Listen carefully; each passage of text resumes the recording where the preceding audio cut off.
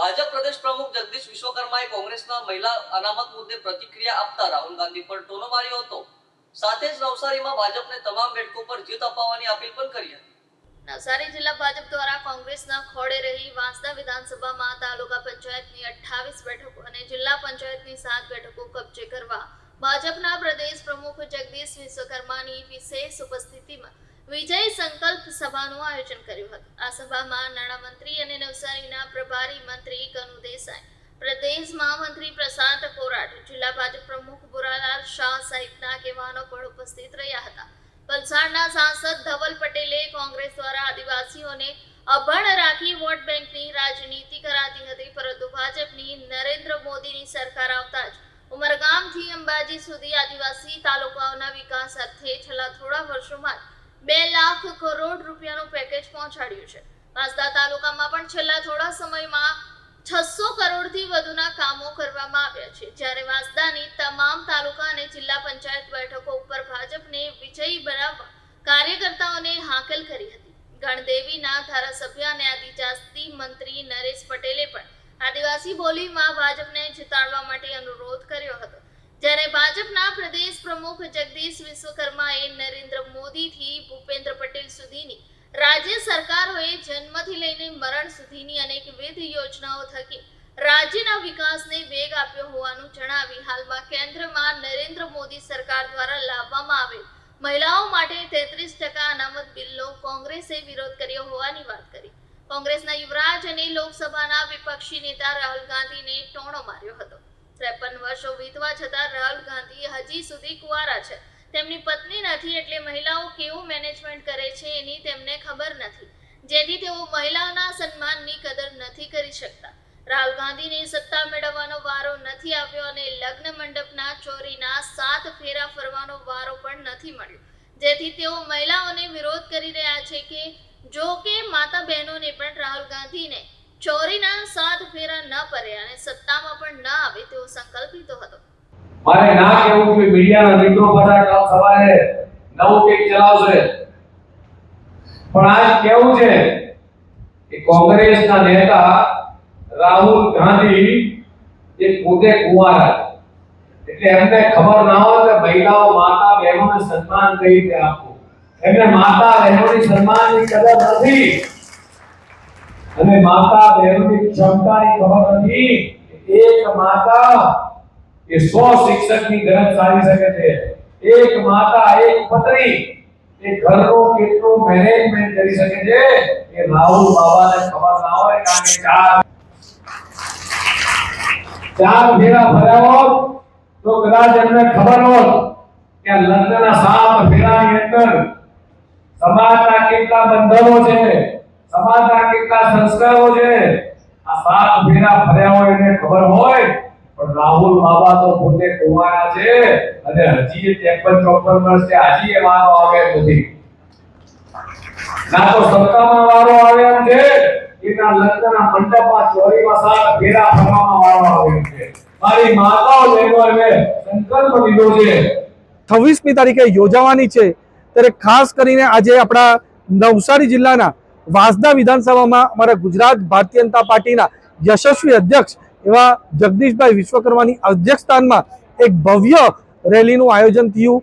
એમાં ખાસ કરીને પૂરા વાંસદા વિધાનસભાથી હજારો લોકો જોડાયા અને બહુ ઉત્સાહભરે અમારા જગદીશભાઈ વિશ્વકર્માજીને વિશ્વાસ અપાવ્યો કે આવનારી 26મી તારીખે જ્યારે ચૂંટણી છે અને 28મી તારીખે કાઉન્ટિંગ છે, ત્યારે વાંસદા તાલુકામાં પણ 28માંથી 28 તાલુકા પંચાયત અને 7માંથી 7 જિલ્લા પંચાયત ભારતીય જનતા પાર્ટીના નામે કરવાની છે। અને એમાં પણ પૂરા ગુજરાતભરમાં જે 10,000 જેટલી સીટો છે, મહાનગરપાલિકા, નગરપાલિકા, જિલ્લા પંચાયત અને તાલુકા પંચાયત, એમાં ચૂંટણી પહેલા જ ભારતીય જનતા પાર્ટીના 700થી વધારે ઉમેદવારો આપણા બિનહરીફ થયા છે। એ રીતે નવસારી જિલ્લામાં પણ 58 જેટલા ઉમેદવારો બિનહરીફ આપણા નવસારી જિલ્લામાં થયા છે।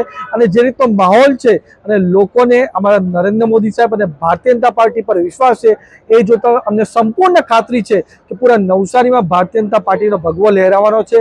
કોંગ્રેસના પૂરી રીતે સુપડા સાફ થશે અને દિલ્હીથી આવેલી આયાતી પાર્ટી આમ આદમી પાર્ટી જેમનો રેકોર્ડ બનાવવામાં માહિર છે, જે બધી જ ઇલેક્શનમાં ડિપોઝિટ જપ્ત કરવામાં માહિર છે, એમની નવસારી જિલ્લામાં પણ બધી જ સીટો પર ડિપોઝિટ જપ્ત થશે અને ભારતીય જનતા પાર્ટી સારામાં સારું પ્રદર્શન આવનારા દિવસોમાં કરશે.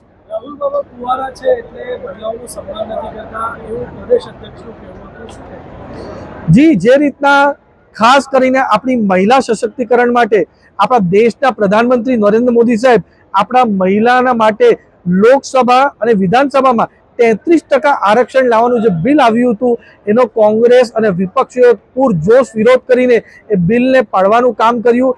એનાથી સ્પષ્ટ થઈ ગયું છે કે રાહુલ ગાંધી, પ્રિયંકા ગાંધી, સોનિયા ગાંધી, કોંગ્રેસ અને બધા જ વિપક્ષ દળો મહિલાના કેટલા વિરોધી છે. અને આ પહેલી વાર નહીં, આના આગળ 4 વાર એમણે બિલ પાડ્યું હતું. આજે 5મી વાર બિલ પાડીને એમણે બતાવી દીધો કે કેટલા મહિલા વિરોધી છે. મહિલાના સશક્તિકરણમાં નથી માનતા અને મહિલાને પ્રતિનિધિત્વ મળે એમાં પણ જરા પણ માનતા નથી. એના કારણે બિલ પાડી દીધું છે. આવનારા દિવસમાં પૂરા ભારતભરમાં અને ગુજરાતીઓ મહિલાઓ ખાસ કરીને આ કોંગ્રેસ અને વિપક્ષનો પૂરજોશ વિરોધ કરવાનો છે. નમસ્કાર. આજે નવસારી જિલ્લાની અંદર હવે ગણતરીના દિવસો બાકી રહ્યા છે, ત્યારે પ્રદેશ ભારતીય જનતા પાર્ટીના અધ્યક્ષ આદરણીય જગદીશભાઈ પાંચાલ સાહેબ નવસારીના આંગણે અને ખાસ કરીને વાંસદા વિધાનસભા વિસ્તારમાં આવતું સુરખાઈ ગામે એ આજે પોતે કાર્યક્રમમાં હાજર રહ્યા હતા. ખૂબ મોટી સંખ્યામાં કાર્યકર્તા ભાઈઓ બહેનો જોડાયા. મને કહેતા આનંદ થાય છે. આમ તો નવસારી જિલ્લામાં, પૂરા જિલ્લામાં ભારતીય જનતા પાર્ટીનો ખૂબ સારો માહોલ છે. પૂરા ગુજરાતમાં ભારતીય જનતા પાર્ટીનું વાતાવરણ બન્યું છે. 10,000થી પણ વધારે ભારતીય જનતા પાર્ટીના સ્થાનિક સ્વરાજ્યની ચૂંટણીની અંદર ઉમેદવાર તરીકે લોકો વચ્ચે જઈ રહ્યા છે. ચૂંટણીના પરિણામ પહેલાં જ 700થી પણ વધારે ઉમેદવારો બિનહરીફ થયા છે. કોંગ્રેસ અને અન્ય પક્ષોએ પરત ફોર્મ ખેંચ્યા છે. એમાં નવસારી પણ ખૂબ મોખરે રહ્યું છે. 58 જેટલા ઉમેદવારો બિનહરીફ થયા છે. બાકી રહેલા ઉમેદવારો અમારા ડોર ટુ ડોર લોકો વચ્ચે જઈ રહ્યા છે. આદરણીય પ્રદેશ અધ્યક્ષ શ્રી જે રીતે કાર્યકર્તાઓને સંબોધતા હતા, તે સમયે આદરણીય નરેન્દ્રભાઈ મોદી સાહેબ, માનનીય મુખ્યમંત્રી શ્રી ભૂપેન્દ્રભાઈ જે રીતે ગુજરાતની અંદર ડબલ એન્જિનવાળી સરકાર જે રીતે કામ કરી રહી છે, વિકાસના કાર્યો કરી રહી છે, લોકોના સુખાકારીમાં જે રીતેનો વધારો થઈ રહ્યો છે, એ જોતાં આ વખતે નવસારીની અંદર પણ એક સીટ જીતવાનો ભારતીય જનતા પાર્ટીએ સંકલ્પ કર્યો છે. અને મને વિશ્વાસ છે જે રીતેનું વાતાવરણ છે એ પ્રમાણે વાંસદા વિધાનસભામાં આવતી બધી જ જિલ્લા પંચાયતો, તાલુકા પંચાયતો ભારતીય જનતા પાર્ટી જીતશે, એમાં કોઈ શંકા નથી. જે રીતનો માહોલ છે એ માહોલ જ આવનારા દિવસોમાં ભાજપને ફરી એક વાંસદામાં પણ ભગવો લહેરાય એ પ્રકારનું વાતાવરણ આજે જોવા મળી રહ્યું છે.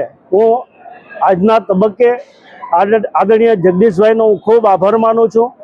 વ્યસ્ત સમયમાં પણ નવસારી ખાતે પોતે હાજર રહ્યા અને કાર્યકર્તાઓને માર્ગદર્શન કર્યા.